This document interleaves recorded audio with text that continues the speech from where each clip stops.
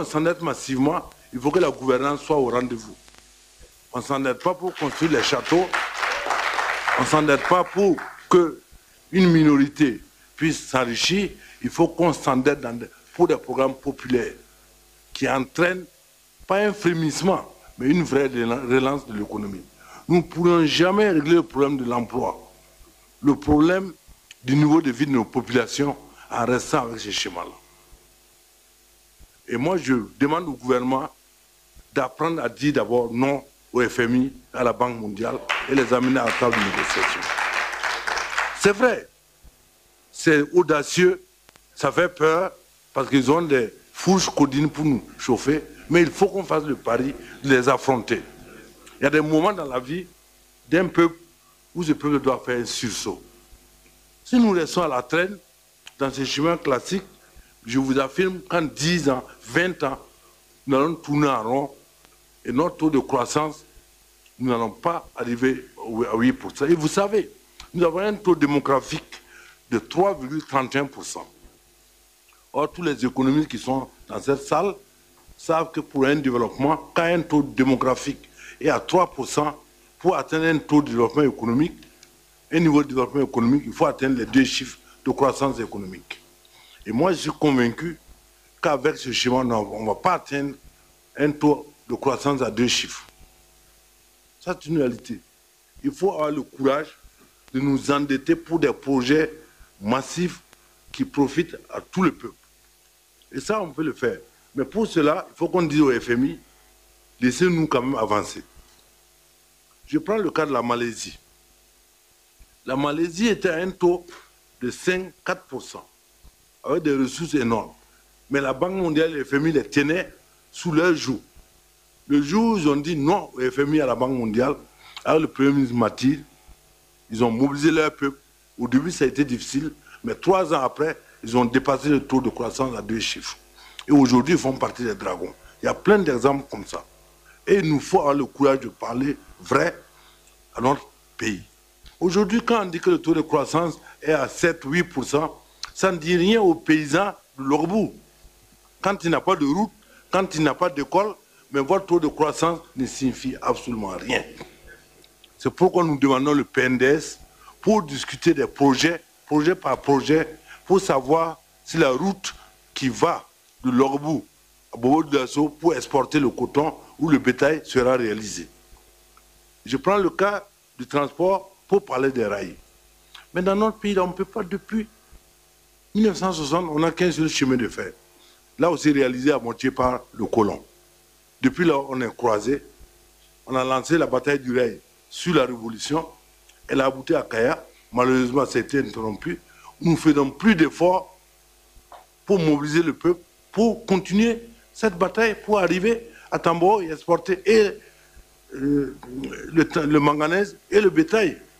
Nous sommes là, nous sommes dépendants d'opérateurs économiques hypothétiques qui chaque année promettent d'exploiter Tamboro, de faire des rails. Après, ils sont pris dans des NAS bizarres. On ne les voit pas venir, sauf à l'aéroport de Ouaga et de partir. Non. Je dis, nous ici, nous ne faisons pas la démagogie. Nous ne demandons pas au gouvernement de faire la démagogie. Mais nous sommes représentants des populations à la base. Et l'autre jour, nous disions, ce que le peuple nous demande à la base, ce n'est pas de savoir si tel document était bien élaboré. Depuis 6 mois, dans toutes les contrées du Burkina Faso, les gens, après l'insurrection populaire, nous demandent quand est-ce que ça va bouger. Et il faut que ça bouge, et dans le bon sens. Nous le disons en toute sincérité, parce que nous sommes du même pays, du même peuple. Il faut que le gouvernement ait de l'audace. Nous vous demandons d'avoir de l'audace et de l'imagination. Nous ne voulons pas une gestion classique et bureaucratique. Donc, c'est l'occasion pour nous d'attirer votre attention. Et cette question ne s'adresse pas à vous, Madame le ministre des Finances seulement, mais c'est à tout le gouvernement. Il faudrait que les mesures fortes puissent être prises. Mao a dit que le bon ordre naît du désordre. Créez les désordres avec les institutions financières. Faites la bagarre, notre peuple sera derrière vous et nous allons aller ensemble. Madame le ministre des Finances, c'était certaines considérations. Mais je voudrais terminer en prenant 2 points. D'abord, vous avez évoqué la taxe foncière. Même dans la loi rectificative des finances qui nous est parvenue, qu'on va discuter le lundi, vous avez prévu la taxe foncière. Mais si vous prévoyez des recettes, il faut vous donner les moyens pour atteindre ces recettes. Aujourd'hui, la fois dernière, nous avons dit qu'il faut aller vers l'informatisation du cadastre urbain pour que la taxe foncière puisse être opérationnelle. Sans le cadastre informatisé, vous allez imposer à quelques citoyens et le reste, les marchands de sommeil et autres, vont toujours continuer à ne pas payer l'impôt dans ce pays. Il faudrait que vous voyez vos collègues pour que, urgemment, même si c'est sur la base du budget national, qu'on puisse avoir un cadastre foncier urbain. Et par suite, vous imposez une taxe qui sera obligatoire pour tout le monde dans ce pays-là. Donc ça, c'est une première remarque. Deuxième remarque, l'aspect des mines. Nous avons créé une commission d'enquête sur les mines. Je ne vais pas me précipiter pour vous donner les résultats de la commission, mais les rapports provisoires qui nous parviennent de cette commission nous inquiètent beaucoup. Je vous prends un seul exemple. Il a été répertorié par la commission d'enquête 103 sociétés d'exportation de l'or au Burkina. Et cet or devait être exporté à travers le Bumigève qui devait faire les poinçons. À la rencontre avec le Bumigève, il n'y a que 10% de ces sociétés d'exportation minière qui se sont présentées.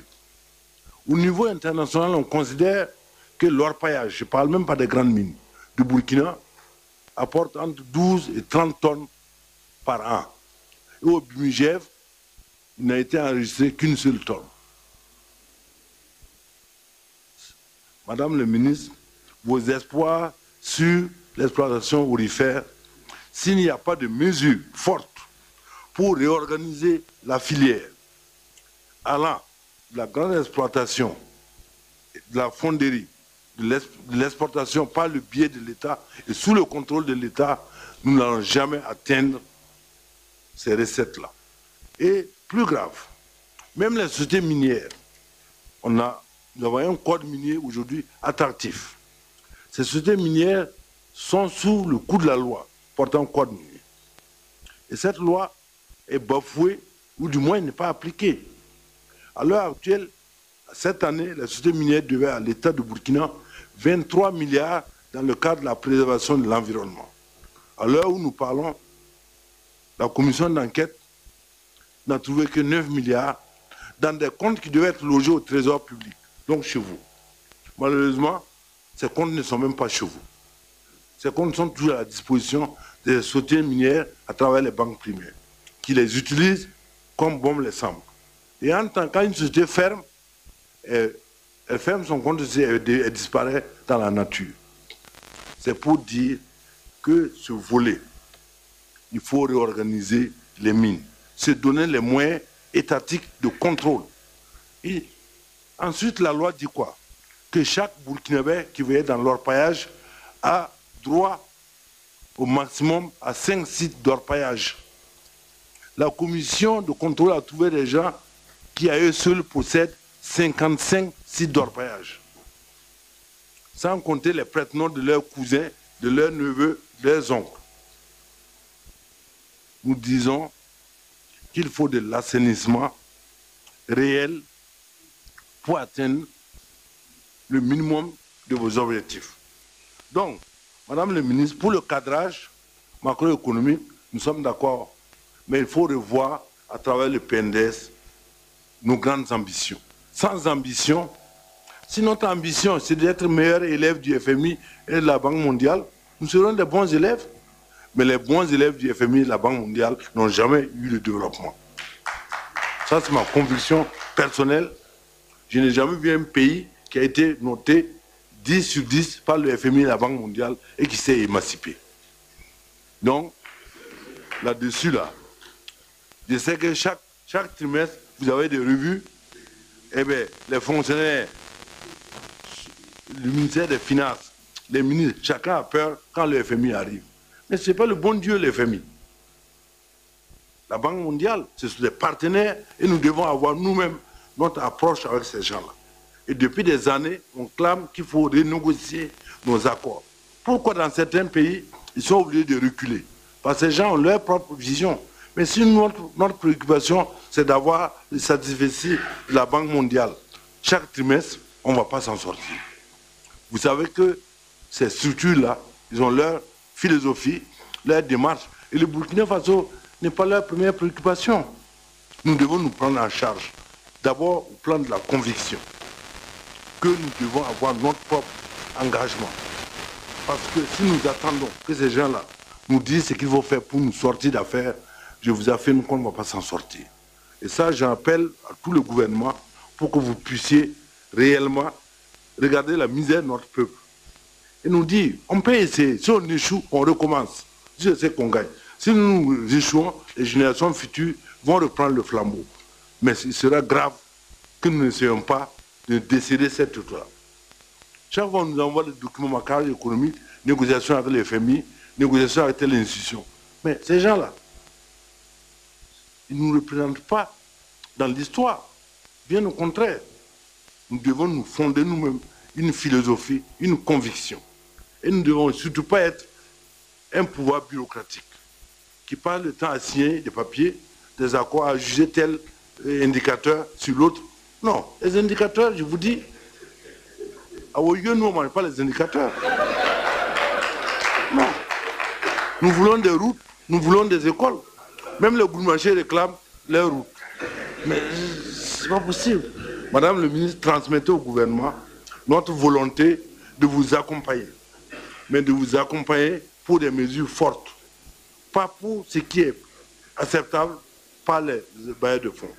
Donc, nous vous demandons de nous ramener le document du PNDS ici, après votre table ronde des bailleurs de fonds, pour nous dire, voici ce que nous avons eu avec les bailleurs de fonds, voici ce que nous programmons faire dans ce pays-là. Si ça ne va pas, on va les cultiver tous, et puis remettre l'État à d'autres situations. Je vous remercie.